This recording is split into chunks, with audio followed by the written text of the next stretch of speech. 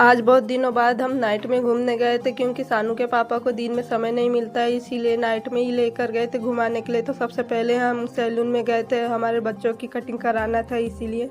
तो सबसे पहले तो सानू की कटिंग कराई यार, सानू ने अच्छे से कटिंग कर ली, बिल्कुल भी रोया नहीं। उसके बाद में मैंने अपनी गुड़िया की भी कटिंग करा ली थी, क्योंकि कल हमें एक फंक्शन में जाना था और मैंने सानू और अपनी गुड़िया की कटिंग बहुत दिन हो गए थे बनाई नहीं थी, इसीलिए आज कटिंग करवा ली। और कटिंग करवाने के बाद में मुझे कुछ सामान लेना था, तो सामान लेकर हम लोग घर आ गए थे और बच्चों के लिए कुछ नाश्ता भी पैक करवा कर लाए थे। तो हमने नूडल्स और थोड़े से मंचूरियन पैक करवा कर लाए थे। घर आने के बाद में फिर मैंने नूडल्स और मंचूरियन को एक प्लेट में निकाल कर बच्चों को खाने के लिए दे दिया और हमने भी खाया।